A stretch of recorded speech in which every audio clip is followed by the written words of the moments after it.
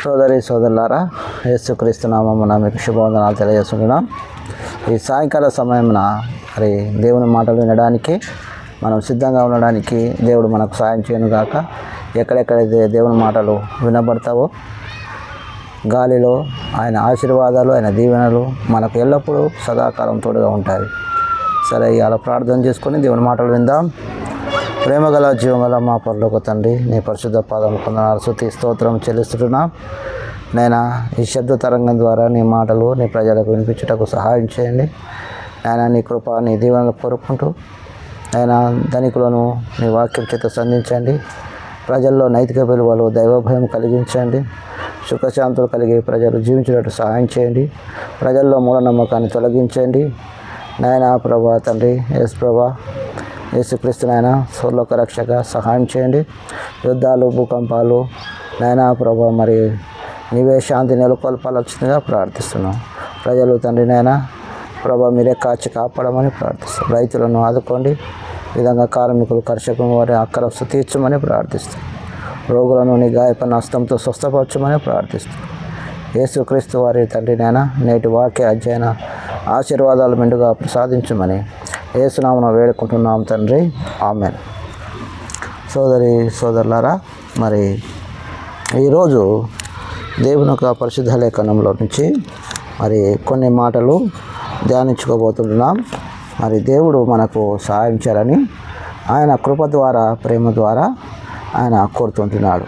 కాబట్టి మరి దేవుడు తన ప్రేమ చేత మనము మరి ఎల్లప్పుడూ మరి ప్రోత్సహించి నడిపించి కాపాడే దేవుడు మనకు ఉన్నందుకై మనం ఎంతో కృతజ్ఞులుగా ఉంటున్నాం. రోమాపత్రిక మరి చూసినట్టయితే రోమాపత్రిక 3వ అధ్యాయంలో మరి 11వ వచనంలో నీతిమంతుడు లేడు, ఒక్కడు లేడు, గ్రహించువాడు లేడు, దేవుని వెదకువాడు లేడు. నీతిమంతులు లేని కాలంలో, దేవుని వెదకువాడు లేని కాలంలో మరి ప్రజలు జీవిస్తున్నట్టు మనం చూస్తుంటున్నాం. కాబట్టి నీతి అవసరం, నిజాయితీ అవసరమైనట్టు మనము మరి దీని ద్వారా మనము తెలుసుకోబోతున్నాం. మొదటి యోహాను పత్రికలో మరి 4వ అధ్యాయం 19వ వచనంలో ఆయనే మొదట మనల్ని ప్రేమించెను గనుక మనం ఆయన ప్రేమించుచున్నాము. కాబట్టి మొదటిగా మనల్ని ప్రేమించిన దేవుడు, మొదటిగా మన కొరకై మరి అటువంటి గొప్ప కార్యము, శిలువ కార్యము చేసిన దేవుడు మన ప్రభు, మన రక్షకుడు గురించి మనము మరి ఈ దినంన మన అనేక విషయాలు ఆయన గురించి మనం అందుబాటులోకి రావడం, ఆయన మాటలు మనం వినడానికి దేవుడు మనకు సహాయం చేసినందుకోసమే దేవునికి ఎంతో వందనస్తులమై ఉన్నాం. యోహాను సువార్త 15-16 వచనంలో మరి దేవుని మాటలు, మీరు నన్ను ఏర్పరచుకొనలేదు, మీరు నా పేరట తండ్రిని ఏమడుగుతారో అది ఆయన మీకు అనుగ్రహించును. మీరు వెళ్ళి ఫలించుట, మీకు ఫలము నిలిచి ఉండుటకు నేను మిమ్మల్ని ఏర్పరచుకొని ఉన్నాను. కాబట్టి ఎవరు ఏర్పరచుకున్నాడు మనల్ని అంటే దేవుడు మనల్ని ఏర్పాటు చేసుకున్నాడు, దేవుడు మనల్ని పిలిచినాడు. కాబట్టి దేవుని ఏర్పాటులో ఉన్న మనల్ని దేవుడు మనల్ని సంసిద్ధులుగా చేసి మరి స్థిరపరిచి బలపరిచి గొప్ప దేవుడుగా మనం చూస్తున్నాం. కాబట్టి అటువంటి గొప్ప దేవునికి మనం ఎల్లప్పుడూ మరి ఆయనకు మరి దేవుని ఘనపరిచి, దేవుని స్తుతించి, దేవుని కొనియాడేవారుగా ఉండాలని దేవుడు కోరుకుంటున్నాడు. ఆయన ప్రేమ మరి ఎంతో గొప్పదిగా చూస్తుంటున్నాం. కాబట్టి ఆయన ప్రేమను మనము ఎంత మరి చెప్పుకున్నా తక్కువనే ఉంటుంది. కాబట్టి ఆయన ప్రేమను మన పట్ల దేవుడు వెల్లడిపరుస్తున్నాడు. దేవుడు తన కృప చేత, ప్రేమ చేత మనల్ని నడిపించగోరుతున్నాడు. కాబట్టి ఆది కాండంలో మనం చూసినట్టయితే 3వ అధ్యాయము మరి దేవుని మాటల్లో మరి ఈ విధంగా మనం చూస్తుంటున్నాం. దేవుడు తన కృప చేత మరి నడిపించిన దేవుడు, తన ప్రేమ చేత నడిపించిన దేవుడు, తన ప్రేమను మన పట్ల వెల్లడిపరిచిన దేవుడు మనల్ని కాపాడే దేవుడుగా ఉంటున్నాడని మనం చూస్తుంటున్నాం. కాబట్టి ఆ గొప్ప దేవునికి మనము ఎల్లవేళలా మరి స్తుతులు చెల్లించే వారిగా ఉండాలి. దేవుని యొక్క పరిశుద్ధ లేఖనంలో 16వ వచనంలో, ఆయన స్త్రీతో నీవు ప్రయాసతోనే నీ గర్భవేదన మిక్కిలి హెచ్చించదను, వేదనతో నువ్వు పిల్లలు కందువు, నీ భర్తడలా నీకు వాంఛ కలుగును, అతడు నిన్ను ఏలునని చెప్పాను. కాబట్టి మరి ఏ విధంగా అయితే మరి స్త్రీ విషయమై మనం చూస్తుంటున్నామో, ఆమె గర్భము మరి వేదన కలగ చేస్తానన్న దేవుడు. కాబట్టి ఆ వేదనలో ఉన్నాము మరి దేవుడు మరి మానవుడు పాపం చేసినందుకోసము దేవుడు అటువంటి శిక్షను మరి తెచ్చినట్టు మనము చూస్తుంటున్నాం. కాబట్టి సోదరులారా, దేవుని యొక్క పరిశుద్ధ లేఖనంలో మరి ఇక్కడ కయ్యూను కయ్యూను 4వ అధ్యాయము 5వ వచనంలో కయ్యూను అతని అర్పణమును ఆయన లక్ష్య పెట్టాను. కాబట్టి కయ్యూను మిక్కిలి కోపం వచ్చి అతడు తన తమ్ముని ముఖము చిన్నబుచ్చుకొనగా, యెహోవా కయ్యూనుతో నీ కోపం ఎలా, నీ ముఖము చిన్నబుచ్చుకున్నావేమి? కాబట్టి కయ్యూను ముఖము చిన్నబుచ్చుకొని మరి ఏదైతే మరి కయ్యూను హేబేలును ఆశీర్వదించిన దేవుడు కయ్యూను కూడా ఆశీర్వదించాలని దేవుని యొక్క కోరిక. కాబట్టి నాకు అంగీకారమైన బలి తేపో, నేను నిన్ను కూడా దీవిస్తాను, ప్రేమిస్తాను, నిన్ను కూడా అలాగనే హేబేలు లాగా చేస్తాను అన్నాడు. కానీ మరి తమ్ముని మీద తనకు ఎనలేని కోపం వచ్చింది. కాబట్టి మరి దేవుని మాట వినేది పోయి నా మాట వినరా బాబు అంటే దేవుని మాట మరి పెట్టి మరి దేవునికి మరి విరోధమైన కార్యక్రమం చేశాడు. కాబట్టి గొర్రెపిల్ల యేసు ప్రభు ఈ లోకానికి ఏ విధంగా వచ్చినాడో ఆ గొర్రెపిల్లకు సంబంధించినది ఆ రోజుల్లో మరి తీసుకొని రాని మరి ప్రభువారు మరి కయ్యూనుకు చెప్తే దాన్ని చేయలేదు.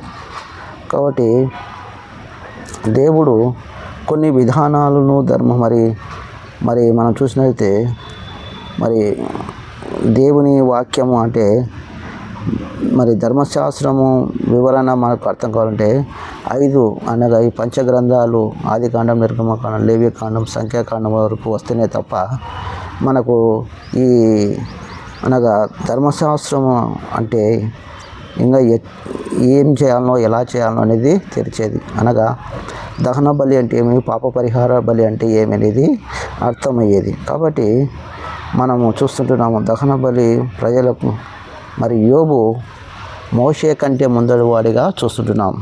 కాబట్టి మోషే దహన బలి అర్పించినాడు కానీ పాప పరిహార బలి అర్పించలేదు. కాబట్టి మనం గ్రహించాలని మరి కోరుతున్నాం. కాబట్టి పాపం అనేది అడవి మృగంలాగా ఉంటుంది. కాబట్టి మనిషిని అది మింగాలని చూస్తుంటుంది. కాబట్టి క్రీస్తునందు మనము అర్థం చేసుకొని దాని ప్రకారము నడిస్తే మనకు మంచి ఫలితాలు ఉంటాయి, మంచి దీవెనలు ఉంటాయి, ఆశీర్వాదాలు ఉంటాయి. కాబట్టి నీతి క్రియ మనము చేయాలా.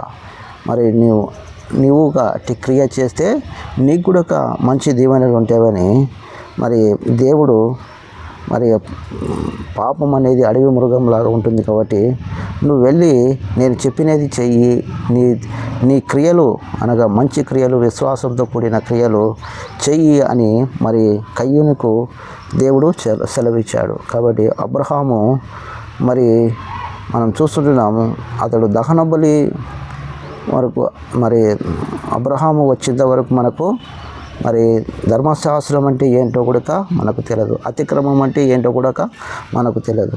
కాబట్టి మరి అబ్రహాము వచ్చినాకనే మరి బలుల గురించి వివరణ, దహన బలి గురించి మనకు వివరణ తెలుస్తుంది. కాబట్టి మరి పాపము అంటే ఏమిటి, మరి వాటిని మనం ఎలాగా అర్థం చేసుకున్నాలా, ఎలాగా దాని మనం చేయాలో, ఏది చేయకూడదో అనేది మనకు మరి ఆనాడు మరి కయ్యూను హేబేలు విషయంలో మనం చూస్తూ ఉంటున్నాం. కాబట్టి ఆయన దేవునికి మరుగైనది ఏది కూడా ఉండదు. దేవునికి సమస్తము తెలుసు.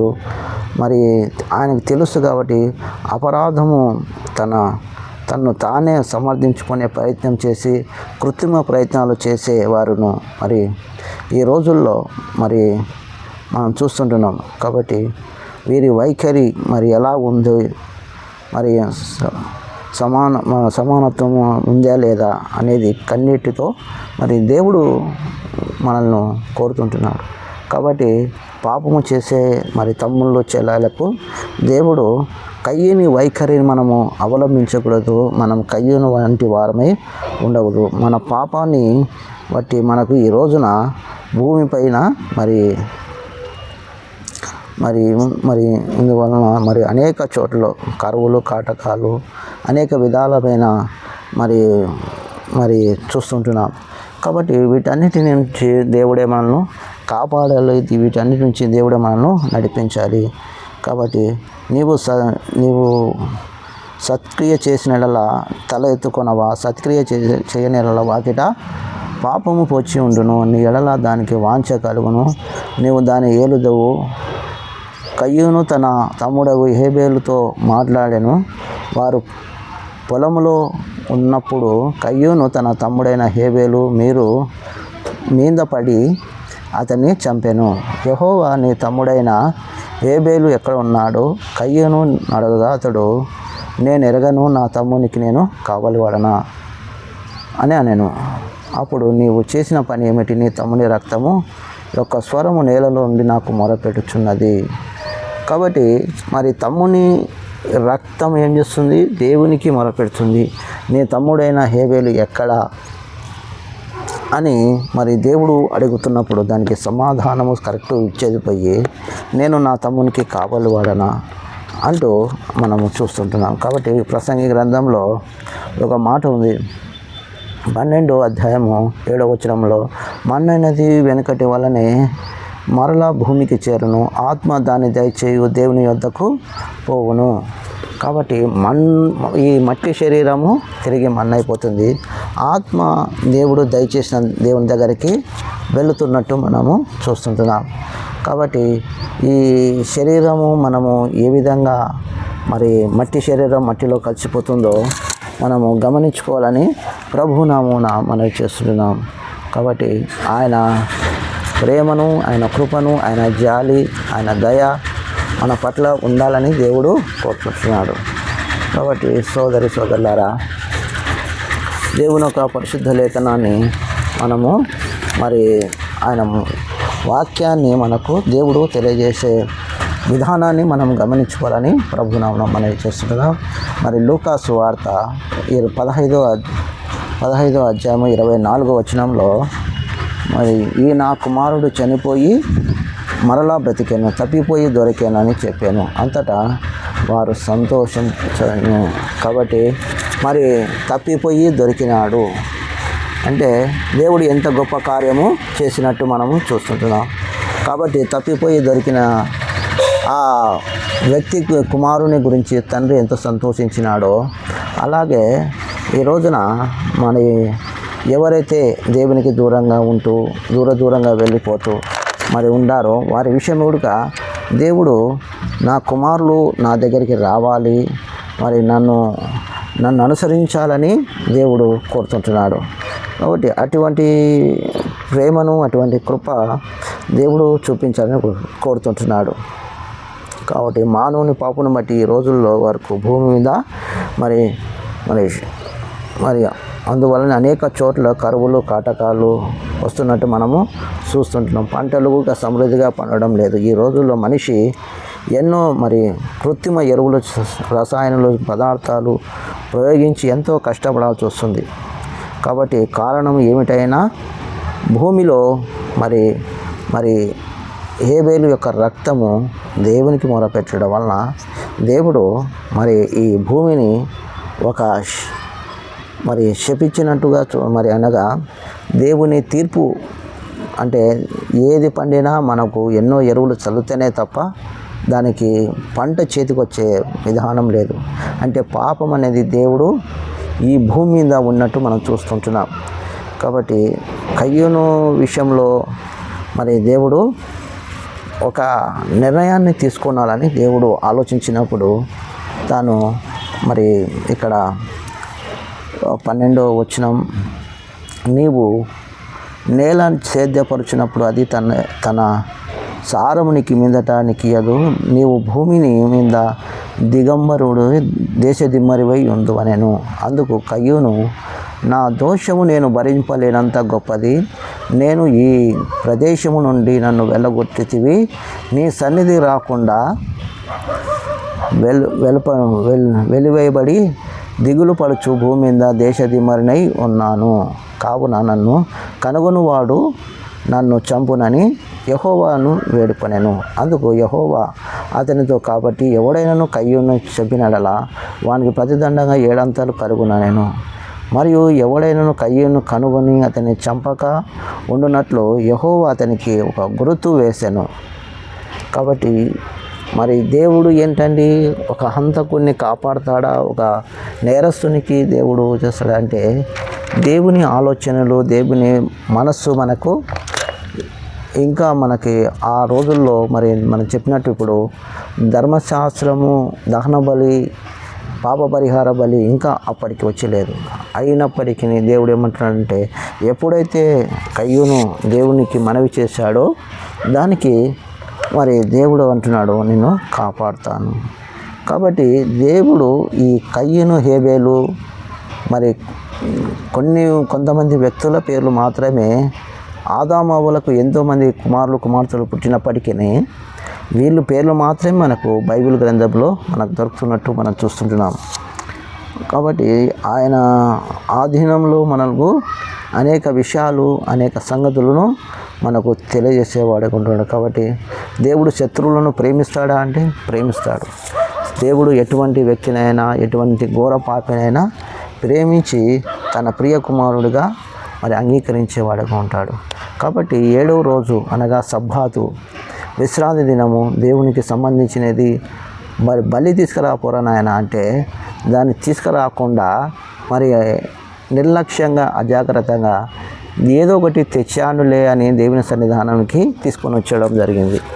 కాబట్టి దేవుడు దేన్ని అంగీకరిస్తాడో, దేన్ని అంగీకరించాడో అది గమనించుకోవాలని ప్రభునామమున మనవి చేస్తున్నాం.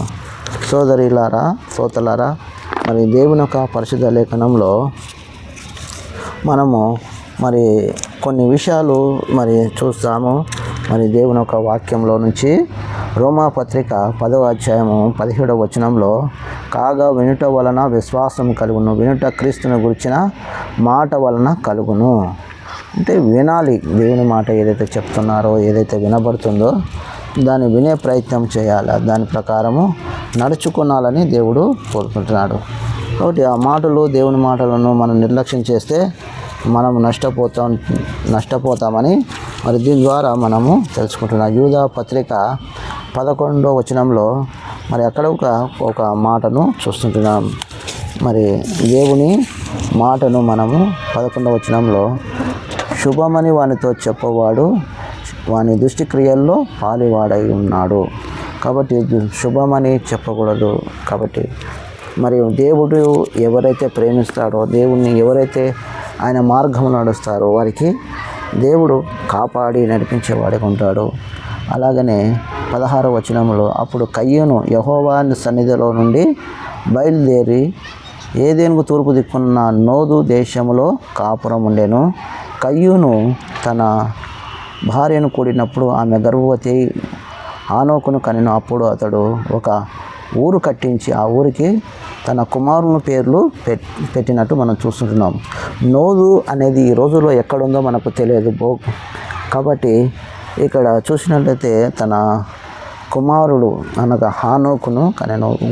హానోకు పేరే ఊరికి పెట్టినట్టు మనం చూస్తుంటున్నాం. కాబట్టి మరి ఈ రోజుల్లో క్రైస్తవ బడులకు, స్కూళ్ళకు, కాలేజీలకు వారి మరి క్రైస్తవులకు సంబంధించిన పేర్లే పెట్టడం మనం చూస్తుంటున్నాం. వాళ్ళ పెద్దల పేర్లు పెట్టడం చూస్తున్నాం. అలాగే మరి ఊర్లకు, సందులకు, గ్రామీణ మరి ప్రాంతాలకు రాజకీయ నాయకుల పేర్లు, అప్పటి పెద్దల పేర్లు పెట్టడం జరుగుతుంది. కాబట్టి ఈ పేర్లు ఎక్కడి నుంచి వచ్చినవి అంటే, ఇక్కడ మరి 16వ వచనంలో మనం 17వ వచనం చూసినట్లు కయ్యూను తన భార్య కూడినప్పుడు ఆమె గర్భవతి హానోకును కనెను. అప్పుడు అతడు ఒక ఊరు కట్టించి ఆ ఊరికి హానోక్ అనే పేరు పెట్టబడింది.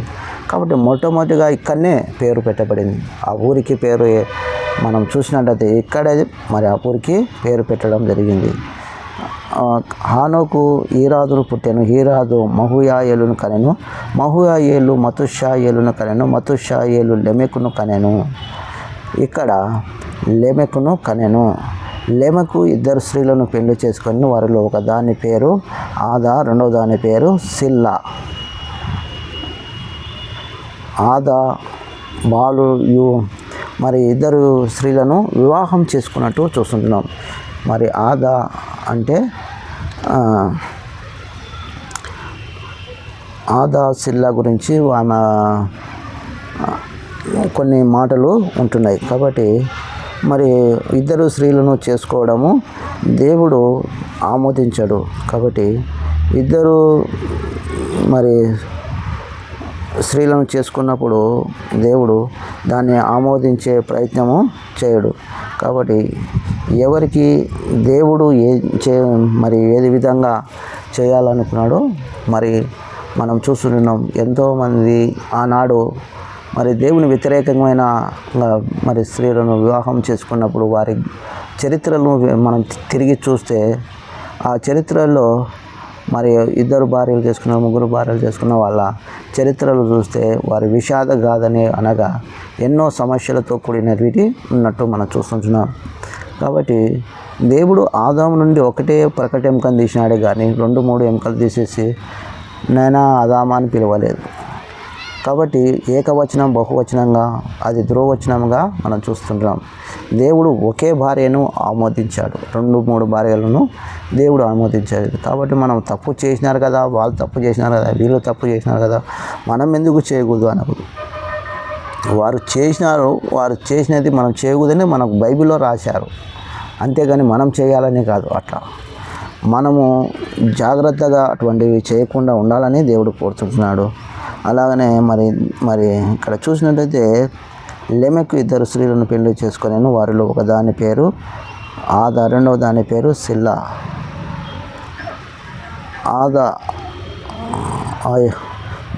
ఆదాయు యోబాలును కనెను. అతడు పశువు గలవాడై గుడారంలో నివసించే వారికి మూల పురుషుడు. అనగా పశువులు తనకు ఉన్నట్టు మనం చూస్తున్నాం. ఇతను మూల పురుషుడిగా చూస్తున్నాం. పశు సంపద, గొడ్డు గోద తనకు ఉన్నట్టు మనము చూస్తుంటున్నాం. అలాగనే అతని సహోదరుని పేరు యోబాలు. ఇతడు సితారా స్థానిక చేయవారి అందరికీ మూల పురుషుడు. అనగా ఇతడు వాయించని వాయిద్యాలు అంటూ ఏవి లేవు. అన్ని వాయిద్యాలు ఇతడు వాయించినట్టు మనం చూస్తుంటున్నాం. ప్రతి వాయిద్యాన్ని మనము ఈ రోజుల్లో దేవుడు లేకుండా అనేక వాయిద్యాలు వాయించేవారు ఉంటున్నారు, కానీ లిల్లాయి పదాలు పడేవారుగా ఉంటున్నారు. కానీ మూల పురుషుడైన మరి ఇతన్ని జ్ఞాపకం చేసుకున్నప్పుడు మనకు తెలుస్తుంది. యూబాలు ఇతడు సితారా స్థానిక చేయవారికి అందరికీ మూల పురుషుడు. అనగా ఇటు యూబాలును మనం జ్ఞాపకం చేసుకుంటే మరి దావీదు కదా సౌలుకు దురాత్మ వచ్చినప్పుడు ఏ విధంగా సితారా వాయించినాడో మనముగా మంచి దేవుని కొరకు వాయిద్యాలు వాయించాలి. అందుకోసం కొలస్సీ పత్రిక 3వ అధ్యాయం 16వ వచనంలో సంగీతములతోనూ కీర్తనలతోనూ ఆత్మ సంబంధమైన పద్యంతో కూడా మనం దేవుని స్తుతించే వారికి ఉండాలి. కాబట్టి నారి నన్నరి నారి నన్న నన్నారి నన్నరి నారి నన్నరి నారి నన్న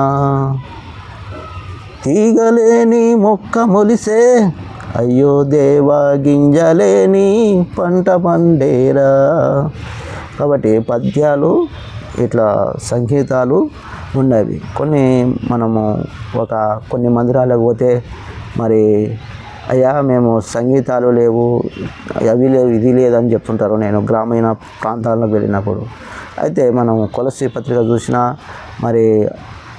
మరి దావీదు కీర్తనలు 150 కీర్తనలు చూసినా మరి తంతి వాద్యములతో కీర్తనలతోనూ ఆయన దావీదు స్తుతించినట్టు చూస్తుంటున్నాం. కాబట్టి కొంతమందికి బైబిల్ మాకే తెలుసు, ఇంకా ఎవరికి తెలియదు అని కొన్ని రహస్యాలను నాటి బిషప్స్ మూసిపెట్టినట్టు మార్టిన్ లూథర్ ఏ విధంగా ఎదిరించి నిలబడి దాన్ని ప్రక్షాళన చేసినాడో ఈ రోజున కూడా అటువంటి ప్రక్షాళన అవసరమై ఉంది. కాబట్టి సోదరులారా, దేవుడు అదేవిధంగా మనము ఈ యూబాలు అతడు మరి పశు సంపద గలవాడుగా చూస్తున్నాం. అలాగనే యాబాలు సితార వాచే వారికి మూల పురుషుడిగా చూస్తున్నాం. మరియు సిల్లా తూబుల్ కయ్యూను కనిను, అతడు పదును గల రాతి పనిని ముట్లన్నిటిని ఇనుప పనిముట్లన్నిటిని చేయవాడు. తూబల్ కయ్యూను సహోదరుని పేరు నయమ, లెమెకు భార్యతో. మరి ఇక్కడ తూబుల్ కయ్యూను అంటే ఇతడు వచ్చేసి మరి అతడు పదును గల రాతి పనిముట్లను తయారు చేసినాడు. అనేక కత్తులు సానబెట్టడం, మరి అనేక రకరకాలమైన కత్తులను తను చేయడం చూస్తుంటున్నాం. కాబట్టి మూల పురుషుడు మరి మనం చూస్తుంటున్నాం. అతని సహోదరుని పేరు యూబాలు, అతని సితార వాయించేవాడు. కాబట్టి మరియు సిల్లా తూబల్ కయ్యూను, అతడు పదును గల రాతి పనిముట్లు చేసేవాడు. కాబట్టి మన మూల పురుషుడైన మరి ఇతన్ని జ్ఞాపకం చేసుకోవాలని మనం చూస్తున్నాం. లెమెకు తన భార్యలతో ఇట్లా అన్నాడు, ఓ ఆదా, ఓ సిల్లా, నా పలుకు వినండి. లెమెకు భార్యలారా, నా మాట ఆలకించండి. నన్ను గాయపరిచినందుకే ఒక మనుషుని చంపి తిని, నన్ను దెబ్బ కొట్టినందుకై ఒక పడుచువాడిని చంపి తిని, ఏడంతలు ప్రతిదండన కయ్యూను కోసం వచ్చిన ఎడల లెమెకు కోసము 77 అంతలు వచ్చాను. నేను ఆదాము మరలా తన భార్యను పోయినప్పుడు ఆమె కుమారుని కని కయ్యూనని చంపి హేబేలుకు ప్రతిగా దేవుడు నాకు మరి ఒక సంతానము నియమించానని కొని అతనికి షేతు అని పేరు పెట్టాను. షేతుకు నాకు కూడా కుమారులు పుట్టాను. అతని ఎనోషు అని పేరు పెట్టాను. అప్పుడు యెహోవా నామమున ప్రార్థన చేయటము ఆరంభమయ్యను. కాబట్టి దేవునికి ప్రార్థన చేయటము ఆరంభమైనట్టుగా చూస్తుంటున్నాం. కాబట్టి మనము ఈ ఘట్టాన్ని మనం ఆలోచిస్తుంటే 3వ అధ్యాయంలో వేరును చూస్తున్నాం, మరి 4వ అధ్యాయంలో దాని ఫలితాన్ని చూస్తుంటున్నాం. కాబట్టి మరి ఏదైతే మనము ఈ సంఘటనలంతా మనం గమనించినట్లయితే దేవుడు మరి ఏ విధంగా మరి తన ప్రేమను, తన కృపను మనకు ఏ విధంగా కాపాడి నడిపించాలనుకుంటున్నాడు, ఏ విధంగా మరి తన ప్రేమను వేడపరచాలనుకుంటున్నాడు, వాటిని అర్థం చేసుకునడానికి దేవుడు ఈ అధ్యాయంలో సమస్తము మరి పాటలు ముఖ్యమైనటువంటి వాటిని మనం చూస్తుంటున్నాం. అంటే ఆధ్యాత్మికంగా ఉన్న గర్వంగా ఉన్న తన పాపంని తనకే తెలియనట్టు మనం చూస్తున్నాం. కాబట్టి మరి దేవుడు మరి ధర్మశాస్త్రము మరి సంబంధమైన వాటి ద్వారా పరలోకం చేరలేము. ధర్మశాస్త్ర క్రియల మూలంగా పరలోకం చేయలేము. ఎప్పుడైతే యేసు ప్రభు రక్తంలో కడగబడతామో, ఆయన కృప చేత మనం విడిపించబడతామో, మనకు గొప్ప మేలు, ఆధ్యాత్మిక విషయాలు మనం తెలుసుకునే వారంగా ఉంటాం. కాబట్టి మనం చూసినట్టు ఈ గ్రంథంలో మరి కయ్యూను హేబేలు గురించి, తను ఏ విధంగా మొదటి భాతృహంతకుడైనాడో, ఈరోజు జరిగే పట్టణాల్లో నేరాలు, ఘోరాలు, హత్యలు, ఇవన్నిటికీ మూల పురుషుడు కయ్యూనుగా చూస్తుంటున్నాం. కాబట్టి అలాగనే హీవు మరి ఓ ఆదా, ఓ సిల్లా అంటూ తన భార్యల విషయమే ఏడ్చిన తన అక్కడ ఉన్న వ్యక్తిని గురించి మనం చూస్తుంటున్నాం.